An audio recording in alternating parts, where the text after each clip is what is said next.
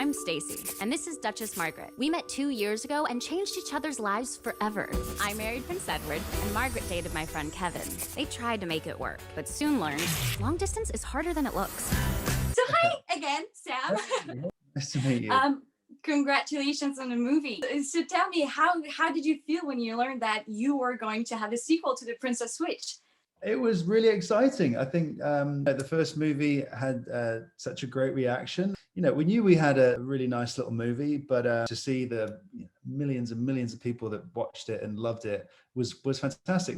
We all thought those characters could have a life in another film, and then we were thrilled when they decided to go for it and bring everybody back.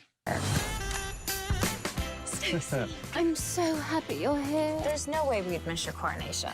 And Got you a little surprise. I hope it's okay that we're here. So you are Prince Edward.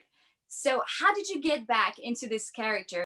Was it something that was still in the back of your mind? Once a prince, always a prince kind of thing? Oh, well, that's nice. Yeah. He's a really fun character. I hadn't actually got to use my own accent in many things as well. I've been lucky enough to have quite a few jobs, but most of them they want me to play an American, or I'm playing like a Southern songwriter or something. Right. At least I didn't have to worry about the accent. I mean, he's a little more proper than I am, that's for sure. I'll tell Edward everything as soon as it's over. Any for your thoughts? yes. Stroll a day keeps the bad weather away. Putting on his beautiful suits and fancy royal clothes again, I've started to remember, and he started to come back, and he's a lot of fun. He's sort of out of the box sometimes. You know, he's a little goofy, a little accident prone, not your standard leading Prince Charming, which I think is cool. You know, he's a real guy, and I think relationships are new for him. So certainly with Stacey, it was in the first film, letting that kind of armor down a little bit was difficult, but now that relationship is expanding and developing, and we see another side of him. Right. He's a modern Prince Charming. Yeah, I think so. Prince Charming of the 21st century. I'd like to think so. You know, he's a real guy. You know, he cares about people he loves, and he's anxious about things. He wants to know that their relationship is in a good place. And Stacey's been thrown into this royal world and has so many commitments and things. And Edward's, concerned for her and their relationships. How did you prepare to become a prince? Did you watch a lot of royals films? Did you watch the weddings, or did you go to a boot camp? I do remember when we were filming the first movie, we were in Romania. I think it was like the first week of filming, it was the royal wedding. It was Harry and Meghan's wedding. Yeah. It was like timing, because we're able to like sit and study, and okay, cool. That's holding himself, and okay then, and I think Prince Harry's awesome. He's very much a modern prince. He's made mistakes, and he's a young guy. We're about the same age, but I wanted to make Edward not just a prince caricature, because it's so easy. Prince Charming, he was written with some heart and some comedy. I think I always try and find those little moments, and I do enjoy trying to bring that out. So certainly there were some opportunities there for Edwards. I have a great idea. You want us to do what? Switch back. You said you needed more time with Kevin. Do you really think we could pull it off? Again? Does that mean you'll do it? Did you talk this over with Kevin? If Margaret's in, I'm in. So 3 Vanessa Hudgens. I mean, that's next level. How fun and confusing was that on set? Yeah, exactly. I know, particularly with adding the third one to the mix was a bit of a head spinner. It was chaos, but it was fun. Certainly those scenes are where there are 3 Vanessas all talking to each other in the same room. Wow, those scenes took 3 times as long, obviously. You're having to try and remember who the hell am I talking to? Which one is she?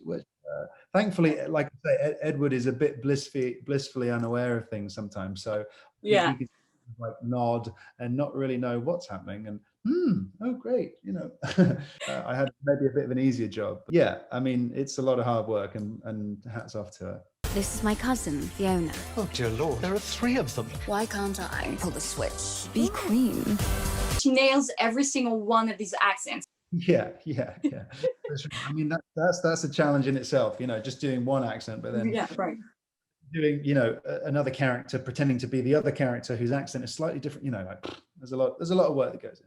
It's a lot of work. Since it's all about switching personalities, which character would you like to be beside Prince Edward? Ooh, that's a good question. Well, Uh-huh.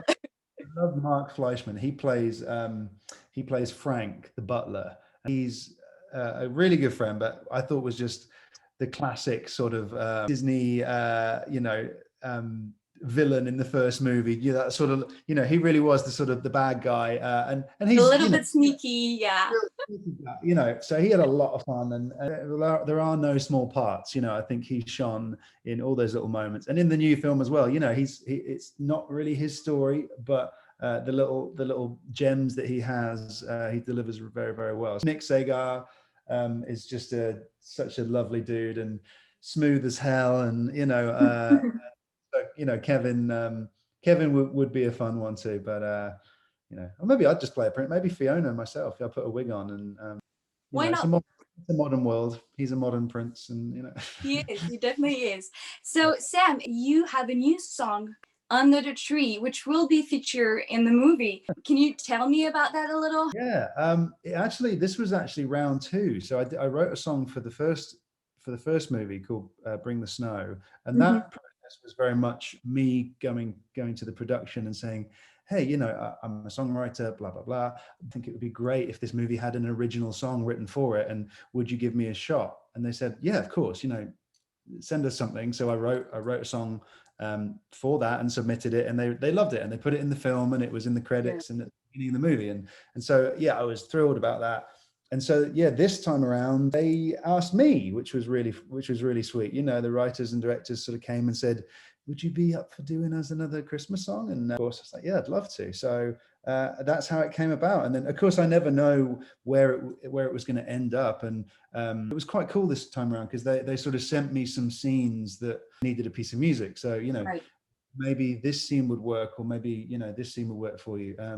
But I kind of decided to just, instead of trying to write it for a moment within the film, just try and write the best Christmas song I could, and then leave it up to fate to see where it would work for them. It has a fantastic placement in the finale of the film, and the whole song plays out over the coronation and into the credits again. So yeah, I was thrilled, and I didn't know where it was going to end up until they sort of sent me the rough cut and, hey, we've put your song at the end of the film. Oh, great! The first song I put out for the first film had a nice bit of success. So I think people, hopefully they like it. It's probably very nice to, when you're a musician and an actor, to be able to combine both of your passions. That must be so great. Yeah, it really is. And it was quite nice to take that more of a production side, I guess, to the music. Because usually, if I'm involved in something that they need me to sing in character or whatever, of course, I'm always up for that. But, watching Edward sing would be a bit strange. So it's nice. Nice to play the role in the film and then have the music as a sort of separate entity, which is a little bit of my personality. I know it in my heart. You and Kevin are meant to be. Ah, there's the sugar. I'll get it. I told you. I'll give you plenty. What in the world is going on here? Antonio, I wasn't expecting you until tomorrow morning. What is the one Christmas tradition that you can't live without? Because we know that this year might be a little weird for some of us because it's 2020. Sure. Well, I think I am going to have to go out without it this year. But for the last 15 years, I'm from Cornwall in England, so we're right on the water. And so every Christmas, probably for the last 15 years, myself and my grandfather, who is now just turned 98, we do a Christmas Day swim in the freezing ocean with about 300 people. So you call it like the polar bear plunge, and it's all for money. You raise money for charity, and a load of crazy people down on the beach in the freezing cold, 11 a.m. every Christmas morning. You charge into the sea and you splash around for a minute, and then you charge out, and it's so much fun. And he only stopped doing it 2 years ago, when he was 96. And now he can't feel his feet anymore. So he's like, I'm not going to go. but he's still a rock star, and unfortunately it looks like with everything that's going on, getting back home is going to be kind of tricky this Christmas. So I'm hoping I can just to jump in the freezing ocean. Maybe you can just go into a bath, freezing bath, Cold replace it, shower. switch it a little. I'll jump into a lake here in Tennessee or something by myself. Yeah. Stacy is a baker. Maybe she taught you a few tricks during the second movie. Can you cook? I can cook. Yeah. I guess a lot of us have had to get a lot better at cooking these last few months. Yeah, we did. A couple of things that I do well. Definitely not the best cook. I can do great brunch, all that kind of stuff. I can do a couple of like decent pasta dishes and a good steak and everything. But I think I'm all right. Edward's probably never cooked a day in his life, but maybe we'll have a surprise for the third movie. maybe. Edward, making Christmas cookies. Yeah, that would be sweet. Yeah. So that's all the time we had. Congratulations on the movie, on your song, and happy holidays. Thank you very much. Yeah, happy holidays to you. Early holidays, and nice to chat to you.